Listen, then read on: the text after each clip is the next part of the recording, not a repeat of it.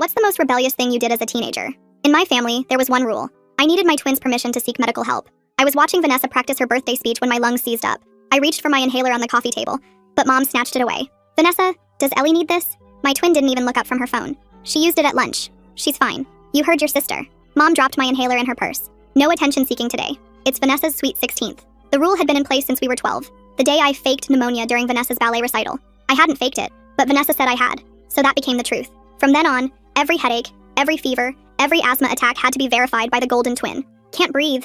The wheeze was starting. That whistling sound my doctor called your body's alarm bell. Ellie! Dad's voice boomed from the doorway. What do we do when you claim you're sick? I knew the script. Ask Vanessa first. And what did Vanessa say? Vanessa finally looked up, annoyed. I said she's fine. Gosh, Ellie, do you have to make my day about you? My chest was tightening like someone was sitting on it. Each breath felt like sucking air through a coffee stirrer. Please, I gasped. Need hospital. Mom! Vanessa whined. She's doing it again. Make her stop. Mom rushed to comfort Vanessa. Don't worry, sweetie. Ellie, go to your room if you're going to act like this. The modeling scout will be here soon. I tried to stand but had to grip the couch. My fingernails were starting to tinge blue. Look. I held up my hands. Vanessa laughed. She probably painted them blue. Remember when she faked passing out at my recital? I hadn't faked it. I'd had an asthma attack, but Vanessa told everyone I was jealous, so my parents refused to leave her performance. The doorbell rang. Party guests started to arrive. Ellie, disappear, Dad ordered. Vanessa's modeling scout is coming. We don't need you wheezing in the background. I couldn't move. My lungs were working overtime, visible through my shirt. Every breath was a battle I was losing. Mom, please, I need hospital. Vanessa, Mom called out sweetly. Your sister's asking for the hospital. What do you think? Vanessa. She stood directly in front of me, blocking my parents' view. For a second, I saw something flicker in her eyes. She's faking, Vanessa announced loudly. She's just mad Ted's coming. Ted, my childhood friend who Vanessa stole just because she could. I knew it, Mom shouted. Ellie, stop this immediately! That's when I started coughing blood. Vanessa's best friend Jenny walked in and froze. Oh my gosh, what's wrong with Ellie? Nothing, Vanessa said quickly. She's being dramatic. Vanessa, she's coughing blood. No, they're not. Vanessa stepped in front of me again. Everything's perfect. Go help with decorations. But Jenny was pre-med. She pushed past Vanessa and grabbed my wrist. Her pulse is racing. This is a medical emergency. We don't do medical emergencies without Vanessa's approval, Dad said, like it was totally normal. House rules. What? Jenny looked horrified. Vanessa knows Ellie best, Mom explained. She can tell when Ellie's really sick versus performing. Performing? Jenny was already dialing 911. She's in respiratory failure. Give me that phone! Dad lunged for it. Mr. Lit, with all due respect, your daughter is dying. Vanessa? Mom turned desperately to my twin. Is Ellie dying? Vanessa hesitated. The spotlight was off her, on her birthday, because of me. Again. No, Vanessa said firmly. She's not dying. She does this every time something important happens to me. That's when I stopped breathing entirely. The silence was immediate. Ellie? Vanessa's voice wavered slightly. Stop it. People are arriving. Vanessa, she's not breathing, Jenny screamed. She's holding her breath, Vanessa insisted, but her voice cracked. She's really committed to ruining my party. I fell forward off the couch. The impact when I hit the floor should have hurt, but I couldn't feel anything anymore. Call 911. Jenny was doing chest compressions. Now! But Vanessa said, Mom started. I don't care what Vanessa said. More guests were arriving. I could hear screams, commotion. Someone was yelling about finding my inhaler. This is Ellie's fault, Vanessa was sobbing. She always does this. Always. Your sister is dying, Jenny screamed. Help me! Dad tried to pull Jenny away. Vanessa said she's fine. Through the fading darkness, I heard Ted's voice. Mr. Lit, what are you doing? She's blue. She's actually blue. The last thing I heard was Vanessa screaming, You're supposed to be on my side. I woke up 3 days later in the ICU. The doctor said I'd been clinically dead for 4 minutes. 4 minutes where my parents waited for Vanessa's permission to save me. My parents couldn't look at me. They just kept saying Vanessa said you were fine, over and over. But Jenny knew the truth. Ted knew. Every guest at that party knew. And we were going to destroy them. The machines around my bed kept beeping in steady rhythm when I opened my eyes again and found the doctor standing there with his clipboard and this real serious look on his face. He pulled up a chair next to my bed and started explaining how my respiratory failure had been. So bad that my heart actually stopped for 4 whole minutes. And those 4 minutes without oxygen meant they needed to watch me super carefully for any lasting damage to my brain or other organs. His pen moved across the papers as he wrote down my responses to his questions about whether I could feel my fingers and toes and remember my birthday and count backwards from 10. The doctor then mentioned something that made my chest tighten in a different way when he said the hospital had already flagged my case to Child Protective Services because multiple witnesses at the party reported my parents refusing to let anyone call for medical help even when I was dying. He explained that someone from CPS would come talk to me once I was more stable, but that the hospital was required by law to report what happened since it looked like medical neglect. My parents showed up about an hour later, and Mom immediately started crying these big dramatic tears about how worried she'd been, while Dad kept saying over and over that they thought I was just being dramatic like I always was during Vanessa's important events. They wanted to take me home right away, but the doctor stepped in and told them firmly that I needed at least another week of observation, given how severe my cardiac arrest had been, and the potential for complications. After the doctor left to check on other patients, I pressed the call button, and when the nurse came in, I told her everything about the rule that had been in place since I was 12, where I needed Vanessa's permission for any medical care, including using my inhaler or going to the doctor. Her eyes went super wide and she grabbed her notepad and started writing down everything I said. while asking me to repeat certain parts, and she kept shaking her head and muttering that she needed to add all of this to my official medical file immediately. The next day, Jenny and Ted showed up together, and they both sat on either side of my bed promising they would give official statements about everything they saw at the party. Jenny pulled out this notebook where she'd written down all my vital signs from before the ambulance arrived using the medical knowledge from her pre-med classes. And Ted showed me his phone where he'd actually recorded some of what happened, including my dad trying to physically stop Jenny from calling 911. 2 days later, a woman named Gabriela Reyes from CPS came to interview me, and she was really gentle but super thorough in her questions about the medical permission rule and how long it had been going on. She took photos of all the old scars on my arms from untreated allergic reactions that had gotten infected, and wrote down every single incident I could remember where Vanessa had denied me medical care for things like strep throat and a broken finger and severe food poisoning. The next morning, Dr. Arthur Keller, who was a lung specialist, came to evaluate my asthma and spent over an hour teaching me how to create a detailed action plan that didn't need anyone's permission but mine to follow. He showed me the right way to use my inhaler with a spacer and gave me this device called a peak flow meter that would let me track my breathing every single day so I could catch problems before they got dangerous. My parents came back to visit again 2 days later, and this time they pressured me hard to tell everyone I had exaggerated what happened and that our family didn't need this kind of attention from CPS or the police. I had my phone hidden under my blanket recording everything as Dad leaned in close and said they would make my life absolutely miserable if I didn't stop cooperating with the investigation and come home like nothing happened. While I was stuck in the hospital bed, I scrolled through social media and saw that Vanessa had posted dozens of photos from her Sweet 16 party, acting like nothing had happened with captions about the best night ever and her amazing modeling scout meeting. The comments were split between people asking if I was okay, since they'd heard I'd been taken away in an ambulance, and others who believed her story that I was just faking to get attention on her special day. And seeing those perfect curated images while I had IV lines in my arms and oxygen monitors on my fingers made me feel physically sick. Jenny spent hours at the hospital writing out this super detailed statement about everything she had witnessed, including all the medical observations about my blue lips and fingernails and how my breathing had completely stopped, and how long it took for my parents to finally let someone call 911. She made copies of everything and gave one to CPS and another to the police detective who had been assigned to investigate what happened. And she told me she would testify in court if needed, because what she saw was criminal neglect that almost killed me. The next morning, Gabriela came back to my hospital room carrying a thick folder and pulled a chair close to my bed. She explained that CPS was putting an emergency safety plan in place, which meant I couldn't go home with my parents until they finished investigating everything. She asked if I had any safe relatives or friends who might be able to take me in for a while. I thought about my aunts and uncles, but they all lived too far away, or had always sided with my parents about Vanessa being perfect. Jenny had been texting me all morning, and when I mentioned needing somewhere to stay, she immediately called her mom, who said yes without even hesitating.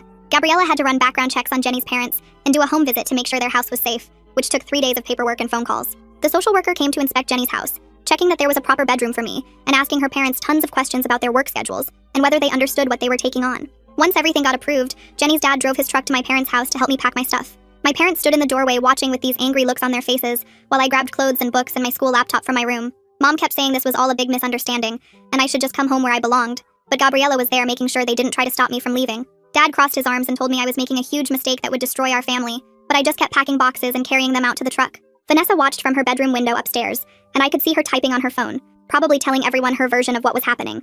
After we loaded everything, Jenny's mom had already set up the guest room with new sheets and cleared out half the closet for my clothes. The next week, I had to meet with the school counselor, Megan Watson, who had this tiny office filled with motivational posters and a bowl of candy on her desk. She pulled up my class schedule on her computer and started making notes about which teachers needed to know about my situation and what accommodations I would need. She made sure I had permission to carry my inhaler everywhere and could leave any class if I started having breathing problems without needing to ask first. She also set up extended deadlines for all the assignments I'd missed while in the hospital and arranged for me to eat lunch in her office if the cafeteria felt too overwhelming. Ted texted me that night saying he'd found something I needed to see, and when we met up at the coffee shop near school, he showed me screenshots from 2 years ago. They were messages between him and Vanessa, where she was laughing about how I'd begged her to let me see a doctor for strep throat, and she'd said no just to see how long I'd suffer. She'd written, "It's so funny how she has to ask me permission for everything medical," with laughing emojis, and Ted had saved all of it because even back then something felt wrong to him. He forwarded everything to Gabriela's email while we sat there, and he promised he would testify about what he saw at the party, and these old messages if they needed him to. Dr. Keller scheduled another appointment where he spent over an hour teaching me how to use this peak flow meter properly, showing me how to blow into it 3 times every morning and night, and record the numbers in a special chart. He explained that normal readings for someone my age should be between 380 and 400, but mine were only hitting 250 because of all the damage from untreated attacks over the years. He showed me the zones on the chart, green meaning I was okay, yellow meaning I needed to be careful and maybe use my rescue inhaler, and red meaning I needed to get to the hospital immediately. For the first time in 4 years, I could actually track what was happening in my lungs instead of waiting for Vanessa to decide if I was sick enough. That same day, someone sent me a screenshot from our school group chat, where people were asking if I was okay since they'd heard an ambulance came to Vanessa's party. Vanessa had replied saying I was staying with friends for a bit because I wanted attention, and everyone should stop spreading rumors about our family. A bunch of kids pushed back, saying they'd heard from people at the party that I'd actually stopped breathing and almost died, but Vanessa kept insisting it was all exaggerated and I was fine. She wrote that I'd always been jealous of her, and this was just another attempt to ruin something important to her. Gabriela called me a few days later and asked me to come to the CPS office, where she sat me down in the small room with fluorescent lights and explained how the whole investigation would work. She said they were looking at possible criminal charges against my parents for child endangerment and medical neglect, but warned me it could take months of interviews and court dates. She asked if I was prepared for such a long process, and if I understood that my parents might face jail time, or at least probation, if charges were filed. 2 weeks after leaving the hospital, I finally went back to the school, and walking through those front doors felt like everyone was staring at me and whispering about what had happened. In third period, my chest started getting tight, and I could feel that familiar wheeze starting. But this time, I just pulled out my inhaler and used it right there in class without asking anyone. The attack passed within minutes, and my teacher didn't even question it because Megan had already told all of them about my medical plan. Later that week, a thick envelope arrived at Jenny's house from the hospital, and inside was a copy of all my discharge paperwork, including the nurse's official notes. Reading through the medical terms was weird but validating, seeing words like severe respiratory distress and suspected medical neglect, and Child Protective Services notified due to parents' refusal to seek treatment. The next page had more details about my 4 minutes of cardiac arrest and how Jenny's CPR probably saved my life before the paramedics arrived. At the bottom, the attending physician had written that my parents had shown concerning lack of appropriate response to life-threatening medical emergency and recommended immediate CPS involvement. Then on Friday afternoon, I got an email from the principal saying my parents had requested a meeting to discuss what they called misunderstandings and rumors about our family situation that were affecting Vanessa at the school. The meeting was scheduled for the following Thursday, and just thinking about sitting in the same room with them while they tried to twist everything around made my stomach hurt. Megan promised she would be there with me and said I didn't have to go if I didn't feel safe, but I knew I needed to face them and tell the truth about what they'd done. 2 days before the meeting, Megan called me into her office after school, and we spent 3 hours going over everything that might happen. She pulled out this thick folder with papers about student rights and started marking sections with sticky notes while explaining how my parents couldn't force me to leave with them or sign anything. She showed me where to sit in the conference room so I'd be closest to the door and wrote down phrases I could use if they started yelling or trying to make me feel guilty. Her hands moved quickly across the papers, highlighting parts about medical autonomy for minors in abuse cases, and she practiced with me how to stay calm by counting my breaths if things got intense. She promised she'd sit right next to me and take notes on everything they said, and if I needed a break, I could just tap her arm twice and we'd leave the room immediately. The next morning, Jenny came to find me before first period and handed me a manila envelope with her official statement inside. I sat on the hallway floor and read through 4 pages of medical terms describing my condition that day, with specific numbers for my pulse rate and breathing patterns she'd observed. She'd written how my lips were cyanotic, and my nail beds showed severe oxygen deprivation, using all the clinical language from her pre-med courses that made everything sound even more serious. At the bottom, she'd signed and dated it, with a note saying she'd already given copies to Gabriella and the detective investigating the case. After chemistry on Wednesday, I was putting my books in my locker when Vanessa appeared behind me and slammed the door shut. She grabbed my wrist and twisted it, demanding I tell everyone I was fine and that the whole thing was blown out of proportion. I tried to pull away, but she dug her nails in deeper, leaving these red marks on my skin while hissing that I was ruining her life over nothing. When I finally yanked my arm free and started walking away, she grabbed my shoulder and spun me around so hard I dropped my books everywhere. Other kids in the hallway stopped to stare as she screamed that I'd always been jealous, and this was just my latest attempt to steal attention from her. I picked up my books without saying anything, and walked straight to the nurse's office, where she photographed the nail marks on my arm and wrote up an incident report. That night, I couldn't stop scrolling through social media, reading comment after comment about the party. Some kids who were there wrote about seeing me on the floor turning blue while my parents just stood there arguing with Jenny instead of helping. Others, mostly Vanessa's friends, posted that I'd always been dramatic and probably planned the whole thing to ruin her birthday. One girl from my English class wrote a long post about how she'd seen me have asthma attacks at the school before, and they were definitely real, not fake like Vanessa claimed. The arguments in the comments got nasty, with people taking sides and sharing screenshots of old posts where Vanessa had mentioned controlling my medical decisions. Thursday arrived and I sat in the conference room between Megan and the principal while my parents walked in with their lawyer. Mom started crying immediately, saying I'd always been difficult and prone to exaggeration, while Dad kept repeating that Vanessa understood me better than anyone. They insisted the permission rule was just their way of preventing me from seeking unnecessary medical attention for minor issues. I waited until they finished their speech, then calmly explained how the rule started when I was 12 and listed specific times Vanessa had denied me medical care. The principal's face changed as I described waiting 6 hours with a broken finger because Vanessa was at a sleepover and couldn't be bothered to give permission. When I mentioned the time I had strep throat for 2 weeks because Vanessa said I was faking to get out of her choir concert, the principal started writing notes frantically. My parents' lawyer tried to interrupt, but the principal held up his hand and asked me to continue, so I told him about every single incident I could remember. Later that week, Gabriella called to tell me about her interview with Vanessa, who'd spent 2 hours insisting I'd been faking illnesses since we were little kids. Vanessa had given this whole timeline of supposed fake sick days and attention-seeking behaviors, but when Gabriella asked for specifics, most of the dates didn't match up with any school absences. Then Gabriella pulled out my medical records from when I was 12, showing I'd been hospitalized with severe pneumonia that had gone untreated for so long it caused permanent lung damage. Vanessa apparently went quiet when she saw the chest x-rays showing the scarring, then tried to claim she didn't remember that incident. The pediatric clinic faxed over 15 years of medical files the following Monday, and Dr. Keller spent his entire lunch break going through them with this increasingly worried expression. He found 7 different times I'd come in with serious conditions that had progressed way beyond normal because of delayed treatment. Each time matched up with something important in Vanessa's schedule like dance recitals, competitions, or social events. He showed me the pattern laid out on his desk, with sticky notes marking each incident and the corresponding delay in treatment. By Wednesday, Dr. Keller had written this 5-page medical opinion, documenting how the pattern of denied care could have killed me multiple times over the years. He included copies of lung scans showing scarring from untreated respiratory infections, and blood work showing how many times I'd fought off serious infections without proper antibiotics. His report stated that no child could fake the kind of physical evidence shown in my medical history, and the delays in treatment constituted clear medical neglect. That night, my phone buzzed with texts from both my parents saying if I didn't tell CPS I was exaggerating, they'd cut off my college fund and make sure I had nowhere to live when I turned 18. Dad's messages got increasingly angry, calling me ungrateful and saying I was destroying our family over teenage drama. I screenshot everything and immediately forwarded it all to Gabriella and to Ivy Serrano, the civil attorney Megan had connected me with earlier that week. The next morning, Ivy filed paperwork for an emergency protective order at the courthouse, explaining that this would work faster than waiting for criminal charges. She said the order would legally prevent my parents from interfering with my medical care or contacting me about the ongoing investigation, and since we had their threatening texts as evidence, the judge would likely approve it quickly. I sat at Jenny's kitchen table that weekend with a yellow legal pad and started writing down every single time I could remember being sick, and what happened. The first column had the date if I could remember it, the second had what was wrong with me, the third had what Vanessa was doing that day, and the fourth had whether I got help or not. After 3 hours, I had 4 pages filled with tiny writing, and the pattern was so obvious it made me sick to my stomach. Every school play, every dance competition, every important social event for Vanessa matched up with a time I couldn't get medical help. I remembered the time I had strep throat during her 8th grade graduation and had to sit through the whole ceremony with a fever of 103 because she said I was faking. The time I broke my wrist falling off my bike but couldn't go to the ER until the next day because Vanessa had a sleepover and didn't want the attention on me. Each incident got its own line on my timeline, and by the time I finished, I had documented 27 separate times over 4 years where Vanessa denied me medical care for actual injuries or illnesses. My phone buzzed with a voicemail from Ted, and when I played it, his voice was shaky, but clear as he described everything he saw at the party. He talked about my blue lips, my fingernails turning purple, how I was gasping like a fish out of water, and most importantly, how my dad physically grabbed Jenny's arm to stop her from calling 911. Ted said he'd been recording video for Vanessa's birthday montage and caught some of it on his phone, including my dad saying they needed Vanessa's permission first. 3 days later, I was sitting in a courtroom with Ivy for the protective order hearing, and my parents walked in with some expensive-looking lawyer in a gray suit. He immediately started arguing that this was a private family matter that didn't belong in court, and that parents have the right to make medical decisions for their minor children. The judge, an older woman with reading glasses on a chain, looked at him over those glasses and asked if he was seriously arguing that one child should have medical authority over another child.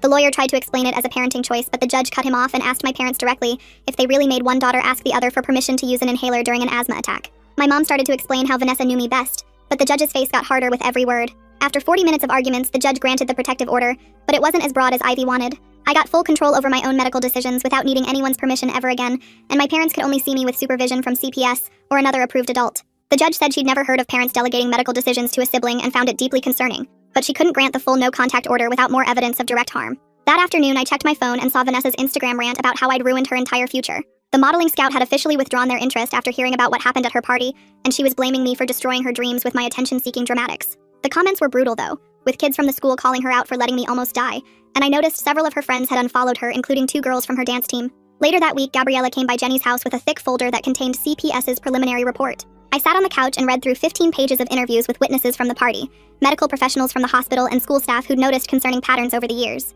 The report used words like severe medical neglect and failure to protect, and noted that neither of my parents showed any understanding of how dangerous their actions were. The investigator recommended continued CPS involvement with mandatory parenting classes and supervised visitation only. 2 days after that, I met with Reed Schwartz, the assistant DA, in his office downtown. He was younger than I expected, with thick black hair, and looked tired as he explained that while what my parents did was definitely criminal, proving they intended to kill me would be almost impossible. He said child endangerment charges were much more likely to stick since there was clear evidence they put me in danger by denying medical care. He asked me to write out a victim impact statement and said the case would probably take months to go through the system. That weekend, I found out my parents had filed a complaint with CPS, claiming Jenny's family was alienating me from them and poisoning me against my real family. The accusation made my hands shake with anger because Jenny's family literally saved my life, while my own parents stood there and watched me die. Jenny's mom hugged me when I started crying and said not to worry because they had all the documentation on their side. Sure enough, Ivy called me 5 days later to say the complaint had been dismissed already. The judge who reviewed it noted that CPS had placed me with Jenny's family for safety reasons based on medical evidence, not because of any manipulation or alienation. The judge also added a note that filing false complaints could result in criminal charges for harassment. The next week, I walked into Dr. Keller's office carrying my peak flow meter and the log I'd been keeping for the past month. I'd been recording my numbers 3 times a day just like he taught me, and the improvement was right there in black and white. My baseline had gone from 250 to 380, and I hadn't had a single serious attack since I'd been taking my maintenance inhaler every day without needing anyone's permission. Dr. Keller smiled when he saw the charts and said this was exactly what he expected to see when asthma was properly managed instead of being was ignored until it became an emergency. 3 days after that appointment, the school called me to their main office for the code of conduct hearing about Vanessa. I walked into the conference room and saw the principal sitting with 2 other administrators behind a long table. They had a thick folder open with typed reports and witness statements from kids who saw Vanessa grab me in the hallway last week. The principal asked me to describe what happened, and I told them how she cornered me after chemistry and grabbed my arm hard enough to leave marks. I showed them the photos Jenny took of the bruises that were still yellow and green on my forearm. They wrote everything down and asked if this was the first time she'd done something like this. I explained about the other times she'd followed me between classes or blocked my path to yell at me since I'd been staying with Jenny's family. The assistant principal pulled out more papers and said 3 teachers had reported seeing Vanessa approach me even after being told to stay away. They said they were taking this seriously because of the ongoing legal situation with my parents, and would make a decision within 2 days. That night around 11, my phone buzzed with a voice message from Vanessa's number. I almost deleted it without listening, but something made me press play. Her voice was shaky, and she was crying as she said she knew I was really sick at the party, but couldn't let me ruin her big moment with the modeling scout. She kept talking about how she panicked when she saw me turning blue and needed it to be fake, so she wouldn't feel guilty about wanting her party to be perfect. She said she never meant for me to actually die, but she couldn't admit she was wrong in front of everyone. My hands were shaking as I listened to her admit she knew I was dying, and chose to lie about it anyway. I immediately saved the message to 3 different places on my phone and my laptop. I forwarded copies to Ivy and Gabriella and Reed within minutes, because this changed everything. Vanessa had just confessed to knowingly denying me medical care during an emergency that almost killed me. The next morning, Dr. Keller called to say he'd finished writing his formal letter for the criminal case. He read parts of it to me over the phone, explaining how denying asthma medication during an acute attack was medical neglect that could cause death. He used specific medical terms about respiratory failure and cardiac arrest that made what happened sound as serious as it actually was. He said he'd already sent copies to Reed and would testify as an expert witness if needed. 2 days later, Reed called while I was doing homework at Jenny's kitchen table. He said they reviewed all the evidence, including Vanessa's voice message, and were moving forward with misdemeanor child endangerment charges against my parents. He explained that felony charges were unlikely because proving intent was too hard, but these charges still meant real consequences. He said my parents would have to appear in court and could face up to a year in jail, though that was unlikely for first-time offenders. He asked if I was okay with this level of accountability, and I said yes because it was better than nothing. The following week, I had to go to a CPS case conference at their office downtown. Gabriella was there with 2 supervisors, and they talked about next steps for my case. They suggested family therapy with continued supervision once the criminal case was over.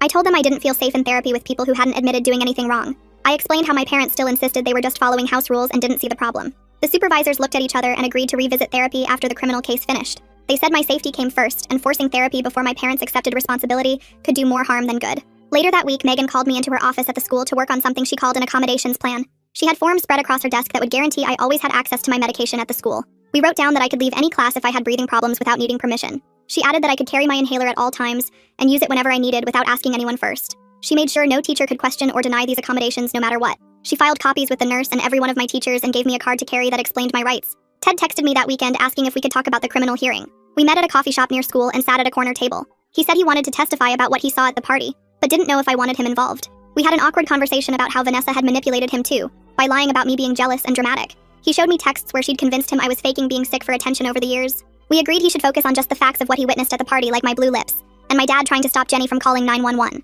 The conversation was weird but necessary, and we both knew his testimony could help the case. A few days before the hearing, I met with Gabriella and Ivy at Ivy's office. I told them I wanted to testify at the criminal hearing, but not as a victim. I wanted to speak as someone telling the truth about what happened to me. They helped me practice what I would say without making me feel weak or broken. Gabriella reminded me to stick to facts, and Ivy showed me how to stay calm if the defense attorney tried to upset me. We went over my statement again and again until I could say it without crying. The next week during gym class, I felt that familiar tightness starting in my chest. Instead of panicking, I immediately used my inhaler and pulled out my peak flow meter. I blew into it and saw my numbers were dropping, but not dangerously low yet. I told the teacher I needed to sit out and monitor my breathing. I used my inhaler again after 5 minutes and kept checking my peak flow every few minutes. Within 15 minutes, my numbers were back up to safe levels and the tightness was gone. The gym teacher watched the whole thing and told me I handled it perfectly. She said she was impressed by how calm and prepared I was. I realized as I put my inhaler back in my pocket that I wasn't scared anymore because I finally had control over my own body and health. 3 days later, I was walking to my car after school when I saw my parents' SUV parked right next to Jenny's Honda. My stomach dropped as they got out and started walking toward me even though the protective order said they couldn't come within 50 feet. I pulled out my phone and dialed the compliance line number Ivy had made me save, telling them exactly where I was while my parents kept coming closer. Mom was crying, and Dad kept saying they just wanted to talk for 5 minutes, but I stayed on the phone and backed away toward the school entrance. Within 4 minutes, 2 security guards came running out and put themselves between me and my parents while one documented everything on his phone. Dad tried explaining they were my parents and had a right to see me, but the guard told him about the protective order on file with the school. They had to leave or campus police would arrest them for trespassing and violating a court order. The next morning, Vanessa found me at my locker and started screaming about how I destroyed her entire life and cost her the modeling contract she'd worked for since middle school. Students stopped to stare as she yelled that I was jealous and wanted to ruin everything good in her life just like I'd always done. I didn't say anything back, just held up my phone to record her while she kept screaming about how everyone at the school thought she was a monster now. When she finally stormed off, I went straight to the principal's office and showed him the video, explaining that Megan had taught me to document everything. He said this was the 3rd incident report about Vanessa this week, and called an emergency disciplinary hearing for that afternoon. The hearing lasted 2 hours with the principal, vice principal, and 3 teachers reviewing all the documented incidents plus witness statements from students who'd seen Vanessa corner me multiple times. They decided to suspend her from all extracurricular activities, including student council and debate team, and issued an official no-contact order that meant she couldn't approach me anywhere on the school property. If she violated it even once, she'd face immediate suspension and possible expulsion, which meant I finally had one place where I could feel safe from her. Reed called me that weekend to say he'd officially filed the misdemeanor child endangerment charges against my parents and needed me to prepare a victim impact statement for the court. I met with Ivy at her office downtown where we spent 3 hours writing and rewriting my statement until it focused only on facts without getting too emotional. We practiced me reading it out loud over and over, with Ivy timing me and helping me slow down when I started rushing through the hard parts. She taught me to pause and breathe between sections and look up at the judge instead of keeping my eyes on the paper the whole time. 2 weeks later, we all went to the courthouse for the arraignment where my parents would enter their plea. They stood at the defendant's table with their lawyer while the prosecutor read the charges about knowingly denying medical care to a minor in their custody. When the judge asked how they pleaded, they both said not guilty in voices that sounded smaller than I'd ever heard them. Vanessa sat in the gallery behind them, looking pale and younger than 16, her hair pulled back in a simple ponytail instead of her usual perfect curls. She kept staring at me like she was seeing me for the first time as an actual person, instead of just the twin who was supposed to stay in her shadow. The judge scheduled the trial for 6 weeks later and reminded my parents they still couldn't contact me except through lawyers. A month later, I stood at the podium in the courtroom reading my statement while my hands shook so bad I had to grip the edges to stay steady. I explained the permission rule in simple words, how it started when I was 12, and Vanessa decided I'd faked being sick at her recital. I described the day of the party, reading from my notes about not being able to breathe and my parents refusing to help even when I was turning blue. My voice cracked when I got to the part about dying for 4 minutes, but I kept going, getting stronger with each word until I was speaking clearly about what they'd done to me.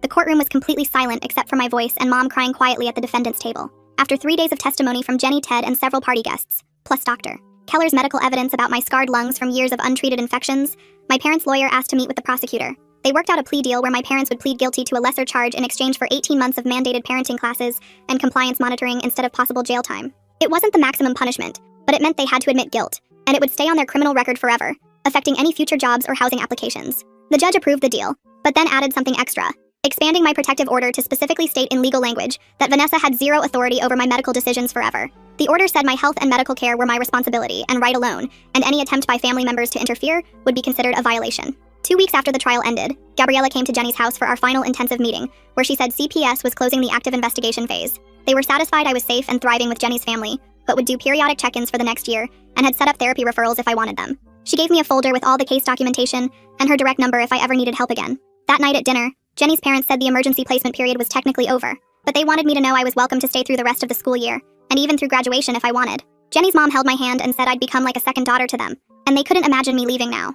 I said yes immediately because even though we weren't related by blood, they'd shown me more real family love in 3 months than my biological family had in 16 years. 3 months flew by faster than I expected, and suddenly I was sitting in Dr. Keller's office for my follow-up appointment, watching him pull up my test results on his computer screen. He pointed to the numbers showing my lung function had gone from 60% to almost 90%, just from taking my meds every day like I was supposed to. The improvement graphs looked like mountain slopes going up, and he printed them out for me to keep, while explaining how consistent treatment had reversed most of the damage from years of untreated attacks. He wrote prescriptions for 3 months of everything I needed, and made sure I had rescue inhalers for home, school, and Jenny's car. Plus he gave me extra spacers and showed me the proper cleaning schedule to prevent infections. The next day, Megan called me into her office at the school where she had boxes of folders and a label maker spread across her desk, ready to help me organize everything important. We spent 2 hours building what she called my safety file, putting medical records in one section, legal documents in another, emergency contacts in a third, with tabs for everything from insurance cards to therapy referrals. She photocopied my protective order 3 times so I could keep copies in different places, and helped me scan everything onto a flash drive as backup, while talking about college applications and how many survivors use their experiences in personal statements.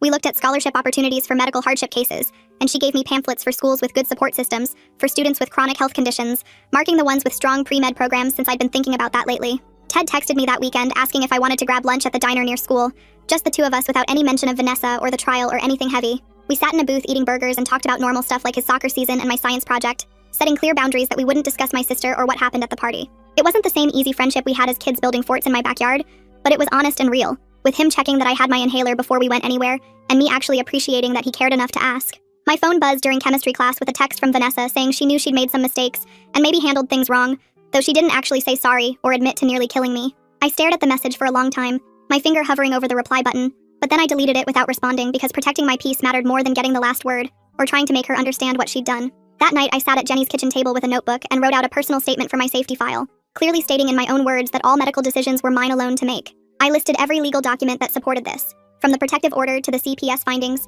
to the criminal case outcome, feeling the power of putting my medical autonomy in writing where no one could ever question it again. The statement took 3 pages and I made 5 copies, keeping 1 in my backpack, 1 in my locker, 1 in the safety file, 1 at the doctor's office, and 1 with Megan, making sure I'd never be without proof of my rights. Looking at my life 3 months after dying for 4 minutes, I had legal protection keeping my family away, stable housing with people who actually cared about me, proper medical care from doctors who listened, and friends who prioritized my safety over anyone's feelings. The trauma wasn't erased and probably never would be completely, but I wasn't trapped anymore in a house where my twin decided if I lived or died based on her mood. Jenny's mom knocked on my door Saturday morning saying we were going shopping for medical supplies that were just mine, not shared or borrowed or hidden away where I couldn't reach them. We drove to 3 different stores finding the perfect peak flow meter in purple, my favorite color, plus a whole kit with extra inhalers, spacers, nebulizer masks, and a locked box to keep everything in, so I'd never have to ask permission to breathe again. She helped me set up a medical station in my room with everything labeled and organized, even buying a mini fridge for my liquid medications, saying over and over that these things were mine, and I should never have to beg for them. We got a medical alert bracelet engraved with my conditions and emergency contacts, plus a card from my wallet with my action plan that didn't mention needing anyone's approval, just my own judgment about my body. The freedom of having my own medical supplies felt bigger than anything else. Like I could finally trust that I'd always have what I needed to stay alive without depending on someone else's permission. My asthma was controlled for the first time since elementary school. I was safe with Jenny's family, who treated me like a real daughter, and I'd even started working on college applications with essays about overcoming medical neglect and finding my voice. Turns out when you can breathe freely without someone's hand around your throat, both literally with oxygen and figuratively with control, everything else becomes possible, including dreams I'd never let myself imagine before. This whole journey we've shared really hit me on a deeper level, and I'm honestly grateful you let me be here for it with you all. If you made it to the end, drop a comment. I love reading all your comments.